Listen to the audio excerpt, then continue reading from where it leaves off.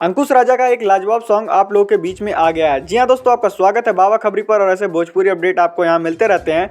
तो बात करते हैं भोजपुरी के, अगर सैड गाने की बात करते हैं तो अंकुश राजा का नाम सबसे पहले आता है। अंकुश और राजा ये दो भाई हैं जो काफ़ी लाजवाब गाना गाते हैं। और मैं आपको बता दूं, इस गाने में अंकुश राजा और पामेला जैन ने गाना गाया जो कि काफ़ी लाजवाब और धमाकेदार होने वाला है। गाने की लाइनें इस प्रकार हैं, चुनरिया त्योहार मईले राम। जी हाँ दोस्तों, इस गाने को आप जब सुनेंगे तो काफ़ी दर्द आपको महसूस होगा क्योंकि एक निर्गुण गाना होने वाला है।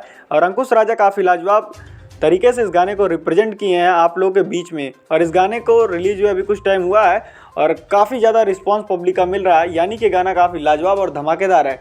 निर्गुण आपको पता है एक शैली है जिस तरीके से गाना गाया जाता है।